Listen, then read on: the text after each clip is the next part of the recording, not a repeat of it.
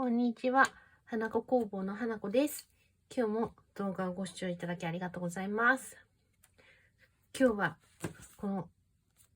最近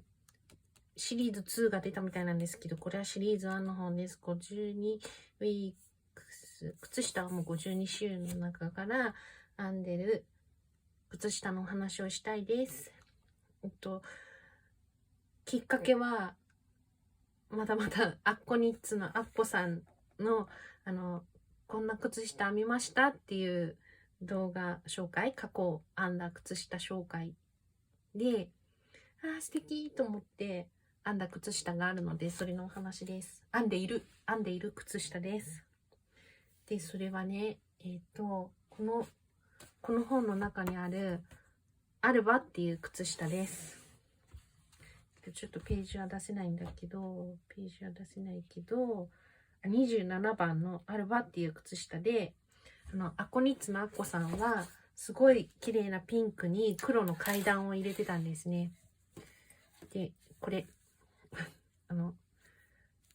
まだ編んでる途中なんですけど、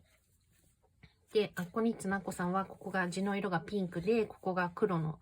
階段がこうついてる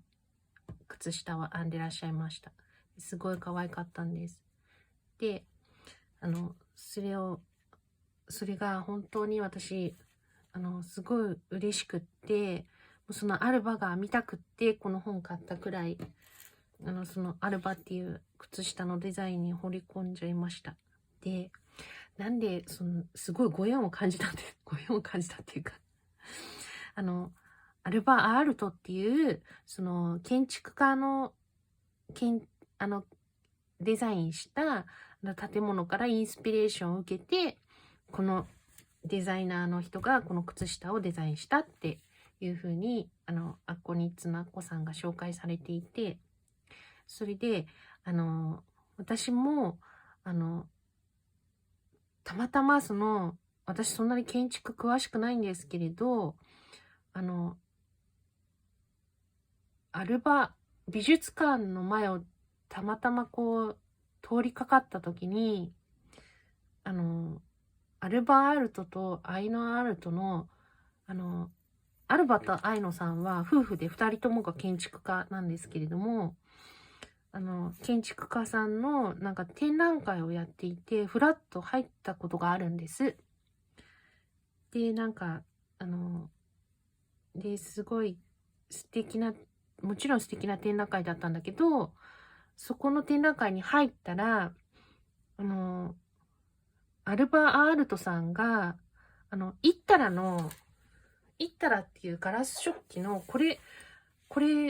もしかしたらこのマークをご存知の方いるかもしれないんだけど、アルバ・アールトさんが、このイッタラベースってこれ花瓶で一輪挿しなんですけど、すごい薄いけど、このすごい面白い曲線の、で、もうこれいろんなサイズがあって、こう大きいのとか、あとこんな形のもあるし、もっと違う形のもあるし、縦にこう深い花瓶もあって、もう結構多分ご存知の方もいらっしゃるんじゃないかと思うんですね。イッタラの花瓶。で、こんなのが、展覧会に入った時に、イッタラのガラス食器をアルバさんとアイノさん、二人のアールトさんが、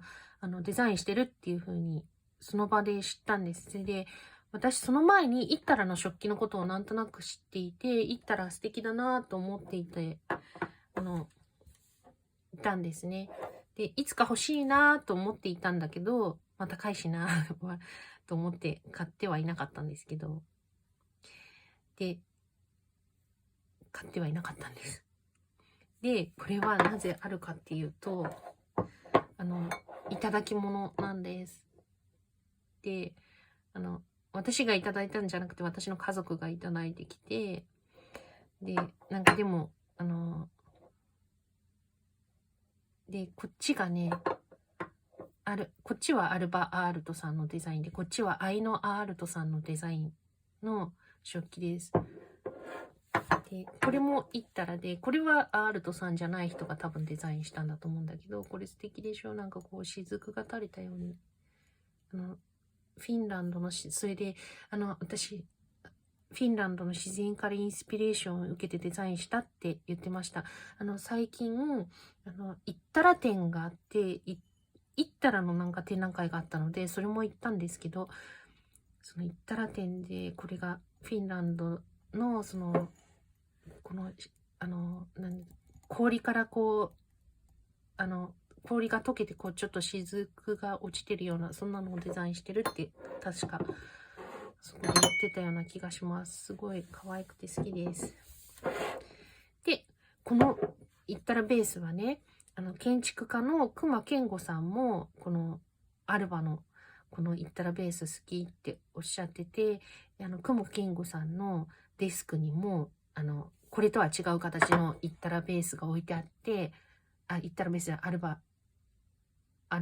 トベースかな。アールトベースっていうのかな。アールトの花瓶が置いてあって、それにこう、建築道具の、ペンとか、なんかいろいろツールがあるじゃない、そういうのをツール立ててて、で、いつもこれを見ながらこんなデザインができるようになりたいなって思ってるって、確かなんかのテレビの、で紹介されてたと思います。それで、そんなんもあって、これすごい好きなんですね。で、アッコニッツのアッコさんがアルバっていう靴下を編んでらっしゃって、で、わー素敵と思って私も編んでいます。いつかみたいなと思って。で、編んでるんですけど、で、アッコニッツのアッコさんがこの靴下を紹介しているときに、これはインターシャーミって言って、こう、縦にこう糸を渡して編んでいって、この糸玉がたくさんぶら下がるって、最後十何本ぶら下がるから、それがこんがらがっちゃって、編むの大変だったって、それがなければまた編みたいんだけど、素敵なデザインなんだけどねって言って紹介されてたんですね。で、私、ずっと昔、なんかこういう感じで、こう、一本こう違う色で、線を入れるっていうデザインのセーターを編んだことがあって、で、その写真を探したら1枚だけ写真が出てきて、すごい古い写真なんですけど、ちょっとこちに、ご紹介しますね。もうどの本から編んだかもね、わかんないんですけど、こんなセーターを編んだことがあるんです。それで、この時に、この縦線のところを編む指示がインターシャ編みじゃなかったんですよ。で、その時ね、その編み方にすごい感動して、もうだいぶ前に、20年以上前に編んだセーターなんだけど、こうやれば一本線ってできるんだなっていうのをすごい覚えてたんですよね。で、そのやり方をやってみました。そのやり方でこの階段をずっと入れてみようと思って編んでみています。で、そのやり方っていうのを今日ご紹介したいんですけど、ちょっとこのベースをチャコールグレーで編んじゃって、で、しかも私、ちょっと分厚いソックスが欲しかったもので、ぽっちゃり組んで編んでるんですよね。6プライ。で、本当は、本の指示は4プライの指示なんですけれど、だからちょっと目数とか全然、ちょっと変えちゃっています。それから、このかかとの編み方も、なんか、本の指示がよくわかんなかったから、勝手に自分が編めるかかとに変えちゃっているので、ちょっとそこは参考にならないんですけれど、で、これどうやってるかっていうと、これちょっとわかるか、映るかなと思うんですけど、この線を入れるところの位置を、インターシャ編みって、こう、縦糸渡しで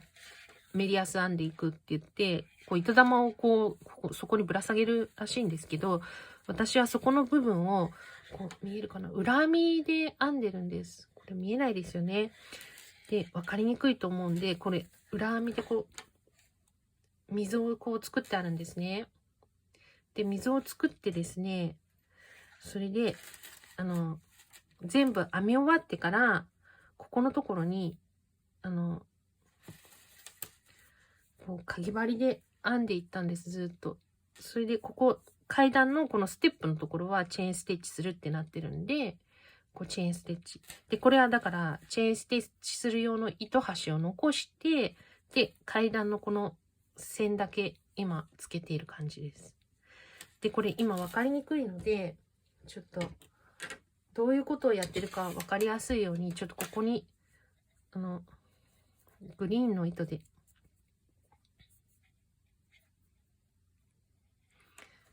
ょっと待ってね。グリーンの糸でデモをしようと思って、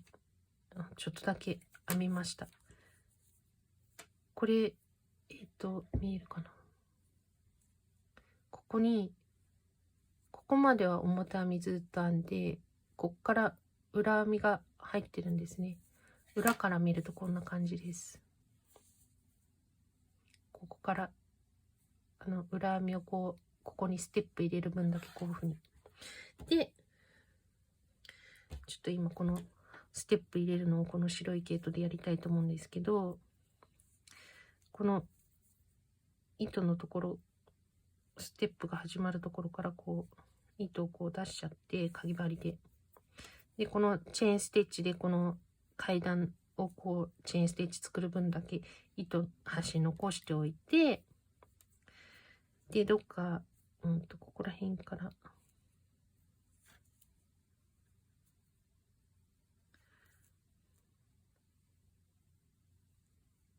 この初めの辺に1個、うまくできないな。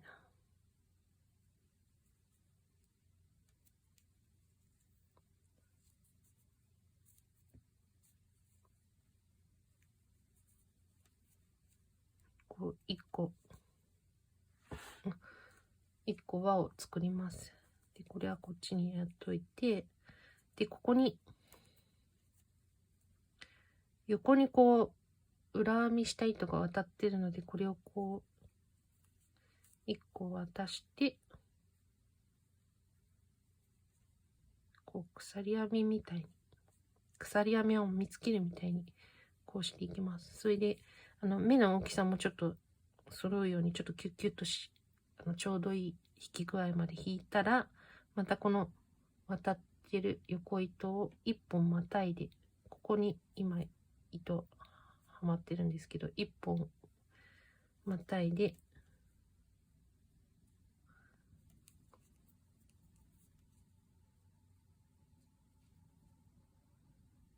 こうすくってきて、こう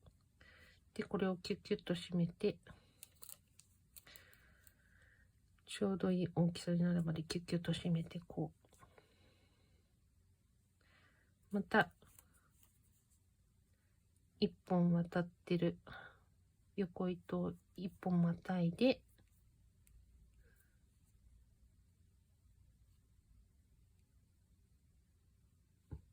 これちょっとかぎ針の大きさが糸の太さに合ってないかな。もうちょっと太いのでやればよかったかな。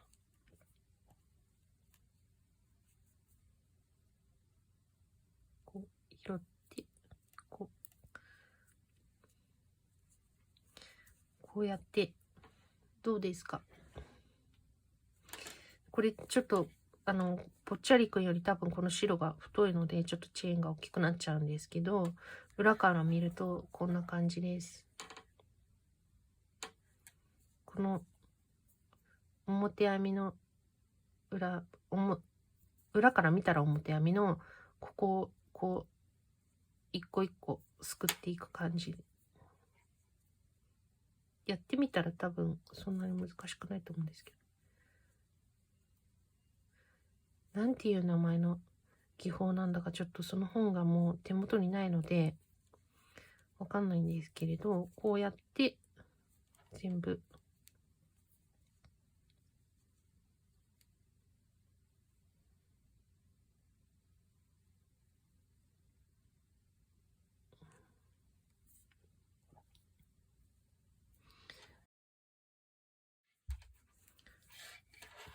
もうちょっと太い鍵でやります。で、こう裏に渡しといて、このビッと伸ばして、この一本またいだところからこ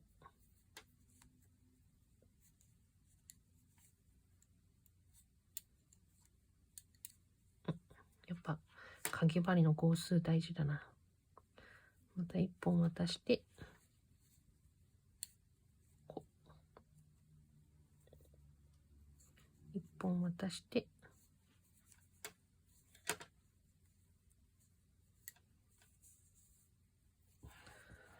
どうですかこれ。意外と綺麗にいけますよね。ほら、裏はこうだって、こうです、裏は。もうこれで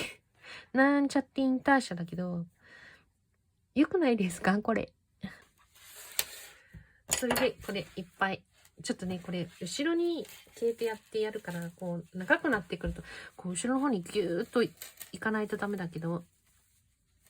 でもなんか、こんがらがってんの直しながら、イライラしながら編むよりかは、なんかすごい楽な気がします。これで、ここで残った糸でこう、針に通してチェーンステッチこう、やって、糸止めしようと思っています。で、こっちは、今ここ、もうちょっと編みたいなと思って黒いの編み足しちゃったんだけど、これはこれで、ここら辺でもう糸始末しちゃおうかなと思っています。これ、糸始末、ここ、この後、リブをグリーンで編む予定なので、なんかそのグリーンのところで糸始末しようと思っています。いかがでしょう皆さん。これでぐっとアルバが編みやすくなりませんか？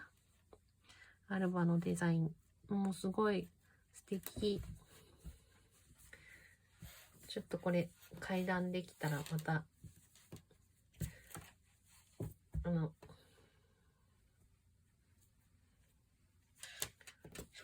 できたよ報告動画を出したいですけど。こんな感じで、ただ裏編み入れながら、ちょっと見えるかな。こう編んでくれば、普通に、ここはだからぐるぐるぐるぐるすごい楽に編みましたよ。インターシャのブラブラが、糸玉ブラブラがないので。このデザインもほんと楽しみ。これ、裏は、こんな感じで、縦に糸が渡っていくんですけれども、こっち側を見ながらこう、編んできたら、なんか結構、まっすぐ編んでいるつもりなのに、裏見ると、この、溝から外れてるっていう、失敗が結構ありまして、で、それ全部直したんですけど、それをしながら気がついたのですが、これは、編み地をひっくり返して編んだ方が綺麗に出来上がるかもっていう気がしました。ちょっとやってみようと思います。これちょっと待ってね。こんな感じでチェーンステッチする分余らせ余分に糸取っておいて、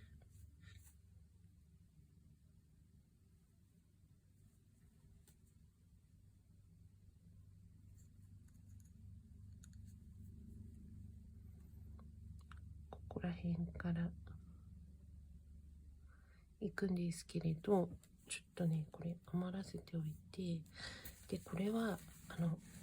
編み地を裏返しちゃって、こう裏返しちゃって、こっち側もよく見えるようにして、それでなんか編みつけていった方が、なんか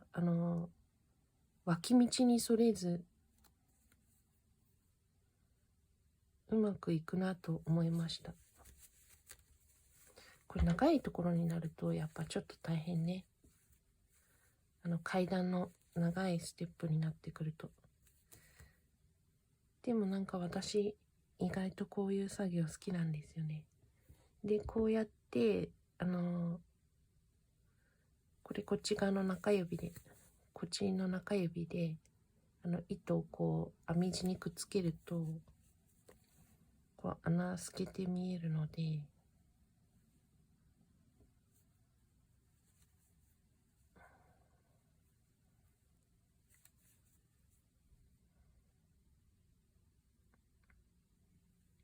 こう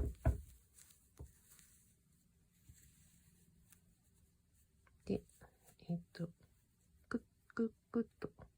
こっちに引っ張ると目が小さくなっていくので、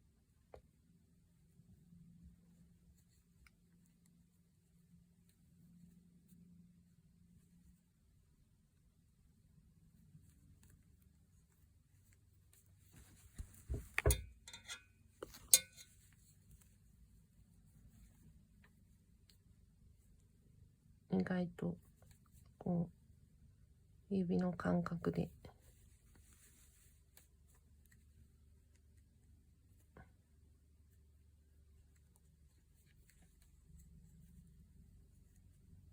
いけます。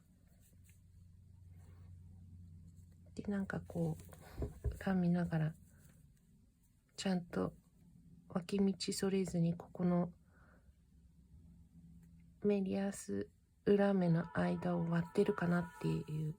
のを確かめながらいきます。この長いところはやっぱ大変ですね。でもこの大変さも含めてなんか意外と楽しいです。縦糸渡しで糸をこんがらがっちゃうのを直すのとどっちが大変かなってちょっとその人によるかもしれないです。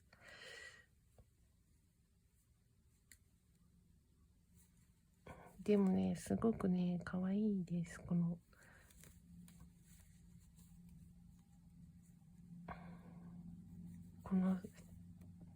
靴下のデザインほんと好きだわ。この方法でやるときはぜひこの階段の短い階段のところからやっていってみてください。短い階段の方がやりやすいので、ここら辺でだいたい要領をつかんでいくとだんだん長い階段でもサクサク編めるようになると思います。ちょっとこれは今度の冬に父にプレゼントしようかなと思ってるんですよね。靴下プレゼントするのいいなと思った出来事があったんですよ。父の足がねすごく霜焼けになってたんですよ。でそれを母も気づいてなかったし、父もなんかあんまりなんか言わなかったし、で私も全然もちろん別に暮らしてて時々泊まりに行ってるんですけど全然気づかなかったしでも父がねすごくねそれは足が痛かったんじゃなくてなんか脊椎管狭窄症とか言って背骨がなんかちょっと詰まっちゃうよな。それでなんか足先がしびれてなんかいててててみたいな感じで歩くのもなんかトイレに歩いていくのがようやくみたいななんかそんな状況になっちゃってて、でなんかアッコニッツのアッコさんがいつもアッコニッツのアッコさんなんだけどなんかお母様にこう神経痛が痛いからでもなんか手袋じゃなくてなんかアームウォーマーじゃなくてハンドウォーマーっていうのかな、なんかそれをしてたらアッコさんのお母様が楽っておっしゃってたからそれを編んでプレゼントしてるんですよっておっしゃってたのを聞いたので、ああそうかと思って足が痛いんだったらあったかい靴下履いてくれたらもしかしたらちょっとはいいかもしれないと思って靴下をプレゼントしたんですよね。でその場で履いてみ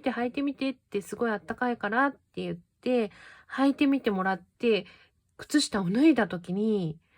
すっごい足の指5本全部紫だったんですよ。でと思って何って言って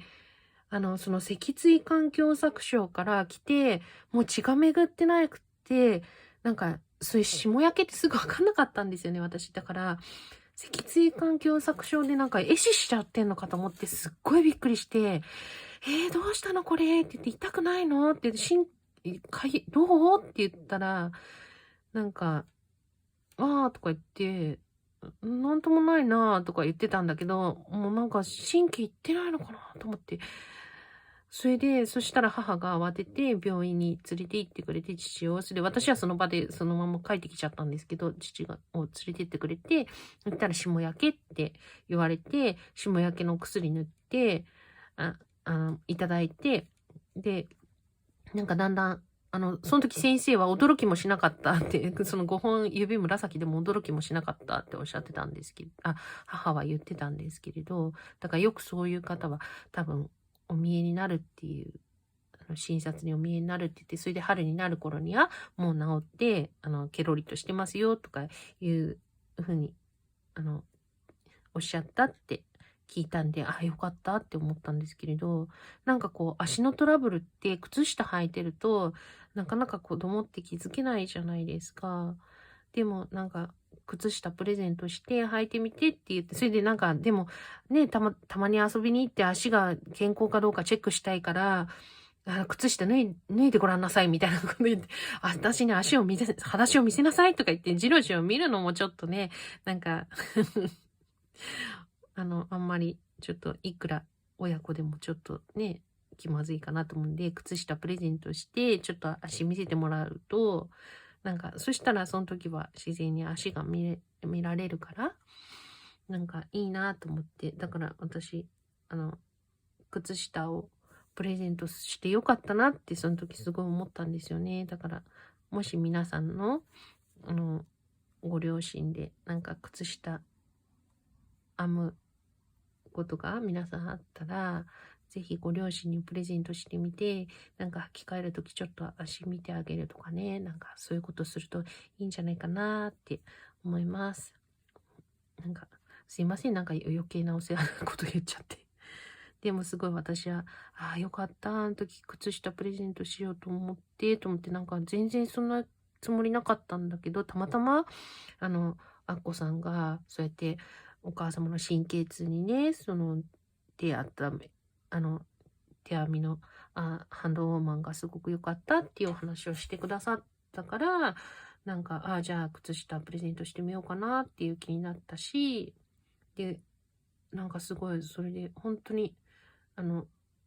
アッコさんに感謝してるんですよね。ありがとうございました。で、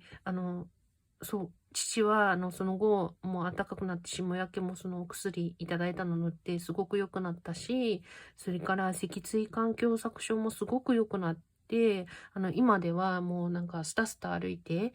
なんかお散歩毎日して、なんか公園の、運転にぶら下がって、なんか、ブンブン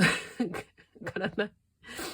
ブンブンぶら下がって足ブラブラ動かして、もう、すっごいなんか元気な、あの、姿になってくれて、ほんと良かったんですけれど、すごい感謝しています。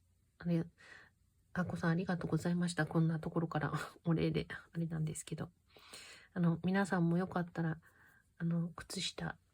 編んでみるのどうですか？だから私、夏の間も、時々、夏用の靴下編んでプレゼントしようかなと思っています。はい。ということで、本当に、これ、仕上がるのが楽しみです。でね、これ、あれさっき言ったかな？これ、最初は家にある、グレーの糸で、ここインターシャしようかなと思ったんですよね。で、だけど、そのグレーの糸が、やっぱり、工業用の糸で、洗うとちょっと風合いが変わるっていう糸だったんで、なんかちょっとその縮み具合とか伸び具合とかふわふわになり具合とかが、この地の色と違うと、なんか、ここが引きつれちゃったり、こういう風に、なっちゃったら、ちょっとあんまりこのせっかくのこの直線が綺麗に出ないかなと思ったので、このグレーがオパールケイトだったので、同じオパールケイトの同じ太さのこのグリーンの糸を買いました。で、このインターシャするだけにこのぽっちゃりくん 150g もあるから、そんなにいらなかったんだけど、ここだけだから。リブとここだけだから。でもなんか、まあいいやと思って、これ反転して、もう一枚編んで、これは父にあげて、グリーンに黒のラインは母にプレゼントしようかなと思って、今度の冬に。それでいっかと思って、なんか可愛いから、このデザインなんか、何回も、なんかそれ、インターシャもなんちゃってインターシャにしたら、なんちゃって後からインターシャにしたら全然楽なんで、サクサク編めるんで、もう一枚編もうかなって思っています。